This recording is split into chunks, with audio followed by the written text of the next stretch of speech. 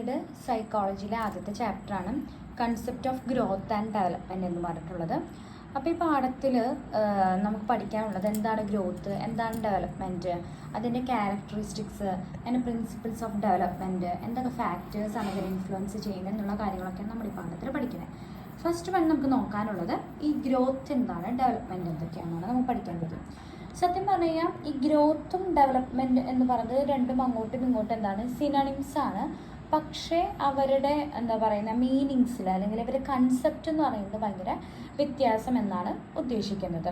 പിന്നെ ഗ്രോത്ത് എന്ന് പറഞ്ഞു കഴിഞ്ഞാൽ സ്ട്രക്ചറൽ ആൻഡ് അതുപോലെ തന്നെ ഫിസിയോളജിക്കൽ ചേഞ്ച് എന്നാണ് പറയുന്നത്.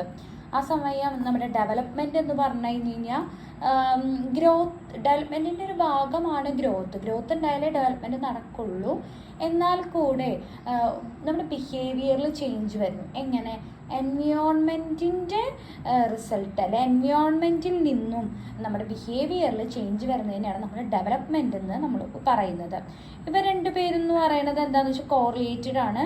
കാരണം ഒരുമിച്ചാണ് ഇവർ നടക്കുള്ളൂ എന്നൊക്കെയാണ് നമുക്ക് ഇതിൽ നിന്ന് ഗ്രോത്തും ഡെവലപ്മെൻറ്റും എന്താണെന്ന് നമ്മൾ പഠിക്കാനുള്ളത്.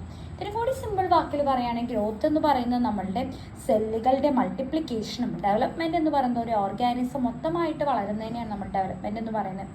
ജസ്റ്റ് ഒരു എക്സാമ്പിൾ ഞാൻ പറയാം. ഗ്രോത്ത് എന്ന് പറയുമ്പോൾ നമ്മൾ ഒരു കുട്ടിയുടെ ഏജ് ആകുമ്പോൾ വളരും, അതുപോലെ തന്നെ അവരുടെ എന്താ പറയുന്നത് ഫിംഗേഴ്സിൻ്റെ ലെങ്ത്ത് കൂടും, തിക്നെസ് കൂടും എന്നൊക്കെയാണ്. ആ സമയം ഡെവലപ്മെൻറ്റ് എന്ന് പറഞ്ഞു കഴിഞ്ഞ് കഴിഞ്ഞാൽ ഈ വളരുന്ന ഫിംഗേഴ്സൊക്കെ ഉപയോഗിച്ച് അവൾക്ക് എന്തൊക്കെ കഴിവുകൾ ചെയ്യാൻ പറ്റും. സ്പീഡിൽ ആ ഫിംഗേഴ്സ് വെച്ച് നമ്മൾ ഓരോന്ന് എഴുതും അല്ലേ. ഇത്തിരി കൂടെ എളുപ്പത്തിൽ പറയുകയാണെങ്കിൽ നമ്മൾ വലുതാവും തോറും നമ്മളുടെ സൈസും വെയിറ്റൊക്കെ നമ്മുടെ ബ്രെയിൻ്റെ ഒക്കെ കൂടും. ആ സമയം ഡെവലപ്മെൻറ്റ് എന്ന് പറയുന്നത് എന്താണ്? ഈ ബ്രെയിൻ വെച്ചിട്ട് എങ്ങനെ എഫക്റ്റീവായിട്ട് യൂസ് ചെയ്യുന്നു അതിനെയാണ് നമ്മൾ എന്ത് വിളിക്കുന്നത്? ഡെവലപ്മെൻറ്റ് എന്ന് നമ്മൾ വിളിക്കുന്നത്. നെക്സ്റ്റ് നമുക്ക് പഠിക്കാനുള്ളത് ഗ്രോത്തിൻ്റെ ക്യാരക്ടേഴ്സാണ്. ഗ്രോത്ത് എന്ന് പറയുമ്പോൾ നമുക്കറിയാം അതെന്ന് പറയുന്നത് ഒരു കണ്ടിന്യൂസ് പ്രോസസ്സല്ല. നമ്മളൊരു മെച്യൂരിറ്റിയിൽ എത്തുമ്പോൾ അത് സ്റ്റോപ്പ് ആവുകയാണ് ചെയ്യുന്നത്. അതുപോലെ തന്നെ ഇതൊരു ക്യുമുലേറ്റീവാണ്. പിന്നെ ഗ്രോത്ത് എന്ന് പറഞ്ഞപ്പോൾ യൂണിഫോം ആയിരിക്കില്ല, ഡിഫറെൻറ്റ് റേറ്റിൽ ഡിഫറെൻറ്റ് പാർട്സിൽ ബോഡിയിൽ നടക്കുന്നതാണ്. അതുപോലെ തന്നെ ഓരോ ഇൻഡിവിജ്വൽ അനുസരിച്ചിട്ട് ഗ്രോത്തിൽ വ്യത്യാസമുണ്ടാവും. ഇതെന്ന് പറയുന്നത് നമുക്ക് പ്രെഡിക്റ്റബിൾ ആണ്, അതുപോലെ തന്നെ നമുക്ക് ഒബ്സർവബിൾ ആണെന്നാണ് നമുക്ക് പറയുന്നത്.